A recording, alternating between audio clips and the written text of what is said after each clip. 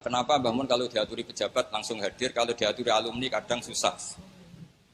Nah itu saya terjemahkan di sini memberi penjelasan singkat tentang judul. Kenapa saya namai Al-Intisor?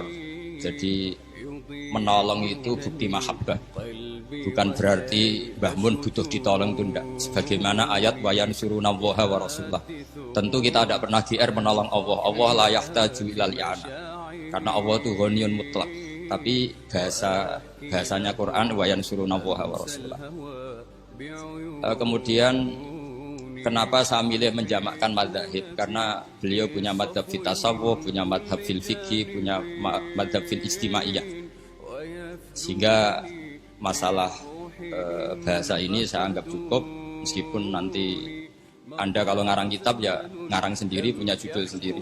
Karena ini sudah saya patenkan, nanti malah saya gugat gitu. Tapi begini, yang penting begini. Kenapa saya membahasakan Al-Intisor? Saya ini kan hidup di kota. Di kota itu banyak cara berpikir Islam ekstrim, termasuk yang berpikiran khilafah. Karena saya seperti yang dikatakan Gus Kamil di Gembleng Mbah Mun mulai kecil, pikirannya ya nasionalis religius atau religius nasionalis. Karena saya takut teman-teman itu tidak memahami atau tidak memahami referensi itu. Saya masih ingat betul ketika di Madinah di Dawi Mbah Mun, Salahuddin Al-Ayyubi songono iku barokah ikhya. Jake golekno. Terus saya cari-cari, termasuk beberapa takbir yang saya utarakan sekarang. Jadi ini clear supaya bahwa kita intisor itu membela dengan makna bukti mahabbah. Seperti kita mengistilahkan apa? Orang-orang Ansor disebut Ansorullah wa Rasulih. Masa Allah butuh ditolong? Ya tentu enggak. Kenapa saya milih Al-Intisor? Karena saya sayang sama ayat. Ada seorang nabi berdoa Rabbi anni masdudun fantasir. Terus walladzina idza asabahumul baghyu yantasir. Ini saya mulai tentang Al-Intisor. Saya mohon dilihat halaman pertama itu halaman 6. Halaman 6 di situ saya tulis riwayat Imam Bukhari dan itu ditulis di beberapa halaman oleh Imam Bukhari. Di antara alamat waliyullah adalah semua yudaulahul qabul fi ahli ardi. Kita tahu Mbah Mun sangat diterima semua apa? Pihak. Alhamdulillah. Beliau sering memfatwakan wa alal akil ayakuna basiron bi zamani mukbilan alasani. Ini karena banyak alumni yang sudah sibuk kerja, saya yakin nggak tahu referensinya. Makanya tak bantu. Itu ada di kitab At-Targhib wa Tarhib. Nggak usah terima kasih, biasa saja. Nanti setelah tahu tentang saya juga nggak apa-apa. Sama-sama orang alim, biasa saja. Nggak apa-apa. Terus kemudian kenapa Mbah Mun baik kepada siapa saja? Ini ada di kitab Ihya, ada kalimat Rasul Akli Ba'daddin atawaddud ilan nas wastina'ul ma'ruf ila kulli barin wa fajirin. Jadi Anda jangan mendikte Mbah Mun harus baik sama si A tertentu yang kamu anggap soleh, karena kaidah beliau wastina'ul ma'ruf ila kulli barin wa fajirin. Kalau istilah Al-Iraqi Rasul Akli Ba'dal iman atawaddud ilan nas wastina'ul ma'ruf ila kulli barin wa fajirin. Terus kita tahu hampir semua santri mungkin GR ya, sangat dekat dengan Mbah Mun. Dan itu sah saja karena Mbah Mun niru Rasulullah SAW, yu'ti kulla julasaihi nasibah, la yahsibu jalisuhu anna ahadan akrama alaihi min. Kalau qiraahnya Asim bacanya la yahsabu, karena memang qiraah kita ayah sabu, tapi sebagian qiraah ayah sibu. Ya sudah, semua orang kalau dekat Mbah Mun merasa paling dekat, dan itu sah saja. Tapi yang dekat betul ya ke sana sampai jadi mantu. Jadi yang lain GR saja, yang fakta ya ke sana. Sampai itu ya dapat ilmunya, dapat putrinya. Cuma kita bisa menyaingi beliau lewat ridho mbek kodok qadar, itu ya iman yang luar biasa. Jadi beliau menjadi hebat karena ada jadi mantu, kita menjadi hebat ridho mbek kodok qadar. Sekali sampean hasud neraka.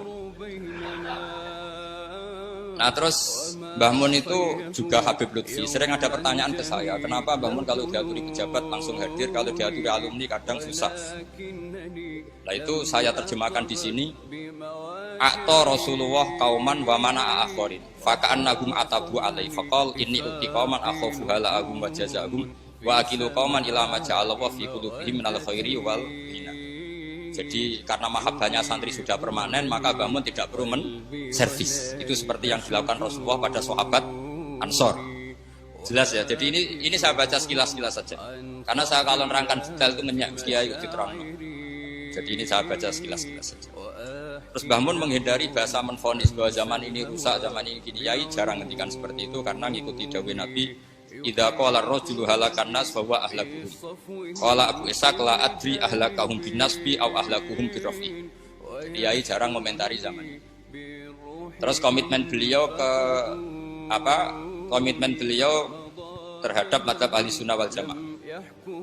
Beliau dari awal di Muqaddimah al-ulama al-mujaddidun ngendikan al jihad wajibun alaikum ma'akuli amirin baron kana ufajiron sampai saat selesai wa in amilal kabair.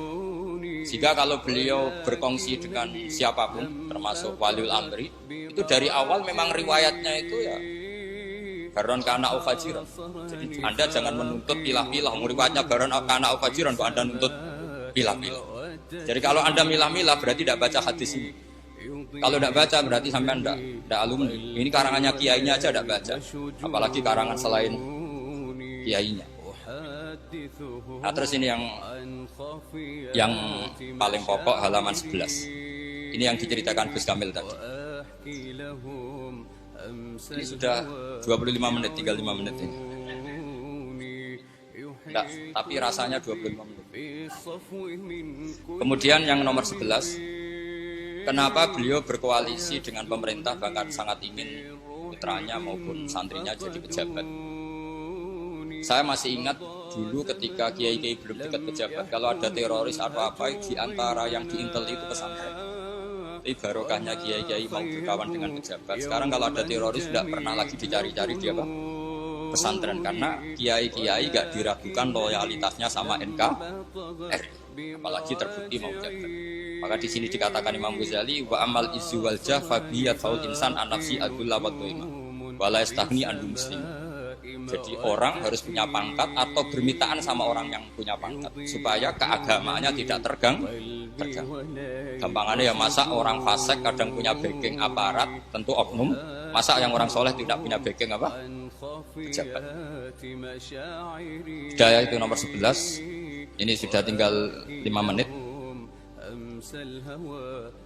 Kemudian di sini saya menyebutkan waruwiya anarabiyan ja'ahu yatubu min husai'an. Ini yang paling hebat dalam Islam menurut saya. Ada seorang bedui minta sesuatu sama Nabi karena Nabi itu tidak orang kaya raya, meskipun sangat sakhot, tapi kan tidak kaya raya, ngasih itu tidak memuaskan. Orang Arabi ini menggerutu. Ketika menggerutu, sahabat ingin bunuh Arabi ini karena dianggap kurang sopan sama Rasulullah SAW. Tapi uniknya Nabi minta Arabi tadi ke rumah atau Nabi yang masuk rumah dikasih banyak, kemudian puas. Ketika puas kata Nabi, kamu harus ngomong ke mereka kalau kamu puas supaya sahabat saya tidak dongkol sama kamu. Oke ya Rasulullah, saya bilang ke mereka. Ketika bilang ke mereka kata Nabi, ibarat saya ngerawat umat itu kayak seorang yang punya unta ngerawat unta yang sedang liar. Kalau dibantu orang lain malah Kiai juga gitu. Kiai itu paling sabar ngerumat umat. Kalau orang lain yang tidak kiai ngerumat umat itu tambah kacau. Latihan tobat dianggap kafir, latihan sholat dianggap rasah, latihan ngaji ora paham buku kitab, soalnya cangkem elek terus. Tapi barokahnya kiai-kiai telaten itu unta yang liar saja menjadi terkenal. Artinya semua kiai tentu pilihannya sabar. Terus gugatan-gugatan beberapa orang di kota, ya sebagian itu mesti menyoal kiai-kiai pesantren itu nggak tegas pada kemungkaran, nggak tegas pada fenomena kemaksiatan. Nah, itu takbirnya kenapa seperti itu bisa dilihat di halaman berapa ini? 19. Ini juga takbir dari Ihya, memang saya perbanyak dari Ihya. Selain kitab itu gampang juga yang sering dibaca sama beliau zaman kita tahu semua lah. Beliau sangat sering membaca kitab apa? Ihya. Jadi tidak semua sahabat, saya baca ya. Wassahabatu makanu yahjuruna bil kulliyah bal kanu munqasimina fihim ilaman yakhridul qawla alaihi wa yuzirul bufdala wa ilaman yuridu anhu wa la yata'arradullah wa ilaman yang yuridu ilaihi bi ainir rahmah wa la yu'athirul muqata'ah wa tabaqud. Jadi tidak semua sahabat ketika melihat kemungkaran tegas. Ada yang melihat sahibul mungkar tadi atau murtakibul mungkar tadi dengan ainir rahmah, tapi tentu dengan cita-cita ingin membenahi.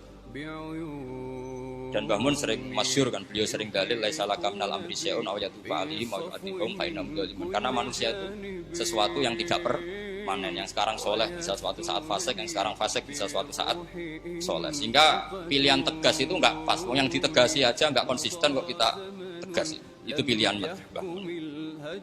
Nah kemudian pilihan ini kita sahkan, maksudnya kita sahkan secara argumentasi kita bela, karena dari riwayat hadis tadi ada seorang soleh, sodako malah dikasihkan zaniyah, jadi gunjingan kan, tapi beliau terhentikan alhamdulillah ala kulli hal, alhamdulillah ala syarikin wa ala zaniyatin dan seterusnya. Ketika ditanya, kenapa kamu mengasih zaniyah? Ya, semoga orang zina itu kan nyari uang, ya sudah tak kasih uang biar gak zina. Kita maling sampai jadi copet karena nyari uang, sudah tak kasih uang tapi tidak bisa nyopet. Andaikan yang seperti itu tidak orang soleh, pasti ngasih seperti itu ya pesen servisnya. Makanya ukurannya itu soleh dulu. Ukurannya itu apa? Soleh dulu. Jadi kalau sudah soleh melakukan apa saja insya Allah terukur. Termasuk misalnya terpaksa muamalah ma'al fusak. Nah, terus diantara itu saya menyebutkan riwayatnya Sufyan bin Uyainah ketika itu ditulis oleh Hilyatul Auliya, ketika Nabi Yahya dan Isa itu dua nabi besar yang sezaman, yang Nabi Yahya suka berkawan atau berkomunitas sama orang-orang soleh, yang Nabi Isa dia menjawab, Nabi itu bimanzilati tabib, saya jawil marbu, ya sudah saya menangani orang. Artinya begini, bersama Mbah Mun itu jami'un lil kulli. Kalau kancanan orang soleh ya berarti ala manhaji Nabi Yahya, kalau bina orang-orang macam-macam ala manhaji Nabi Isa. Jadi ini makalah gak perlu dijelaskan, saya mohon dibaca khatam. Kalau nggak setuju dengan saya harus setuju sama Ihya. Jadi nggak penting saya itu takbirnya ada halamannya, mungkin mudah dicari. Kitab saya Darul Kutub Alimiyah harus dicari. Semoga kitab Ihya ada di rumah Anda, tidak terjual atau tidak diproduksi di atas. Jadi mohon dicari sendiri. Saya kira demikian. Assalamualaikum.